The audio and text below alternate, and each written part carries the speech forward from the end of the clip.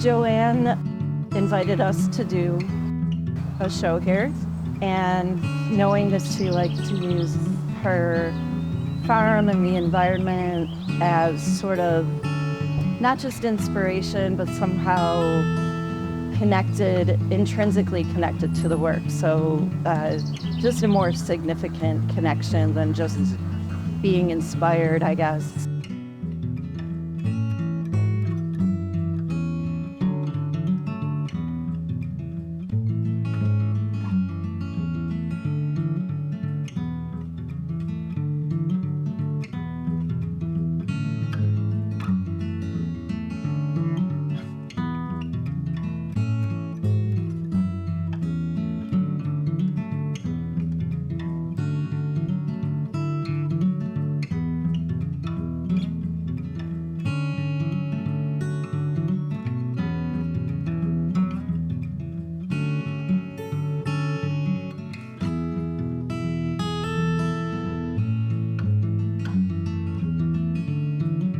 So Mel and I came up with a few ideas, and we landed on this idea that she would make paper out of the mule dung, Annabelle and Loretta's dung, because dung paper and dung are used in a lot of art making materials, or have been used for paper quite a bit. And so we decided that, and then I would make paintings on the paper.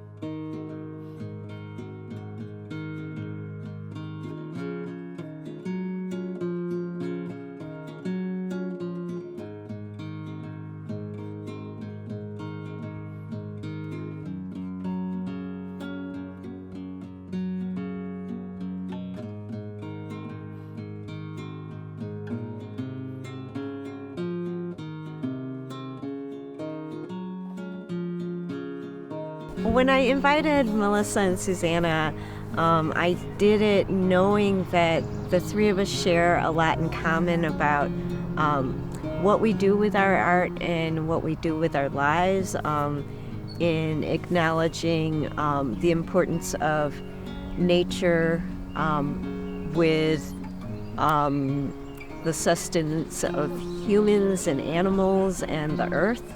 And so I knew that they would come up with something unique, but they surpassed that. Knowing that Melissa is a paper maker, I did not think that she was going to make paper out of Loretta and Annabelle's manure. I was thinking she was going to make paper out of plants grown here on the farm. As I was thinking about it, I was like, well, I could make egg tempera paintings because I could use eggs from the ducks. So that's how I arrived at the egg tempera idea.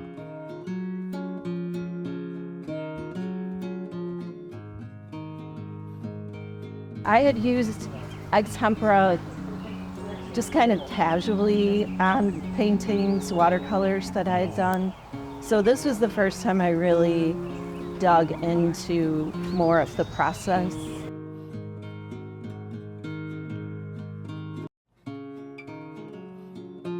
Of mixing it and using it and layering and doing all different kinds of, a lot of trial and error. So, yeah.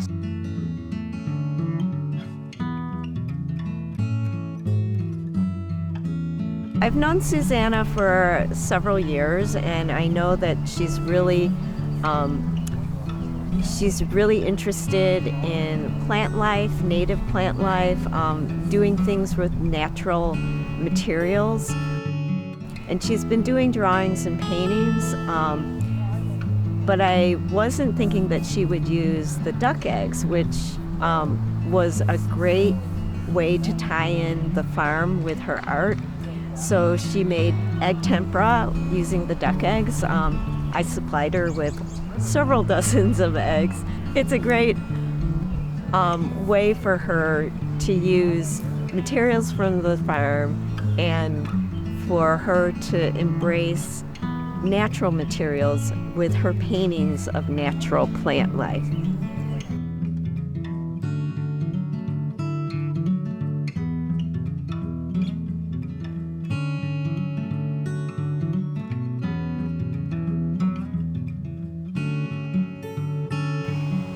having a setting where this is more a setting where people will come up to you and ask questions, and I'm going to show people how I use the tempera, so it's kind of more interactive and like intimate with the audience too.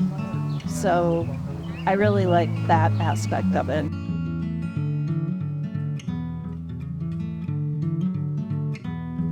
There's such a huge difference between handmade paper and commercial paper. The papers are also different, and the layering of the actual materials within the paper is so different. And then when the paint and materials are applied to the paper, it can be so different from each kind of paper to another. And the Dung Paper was challenging, I will say.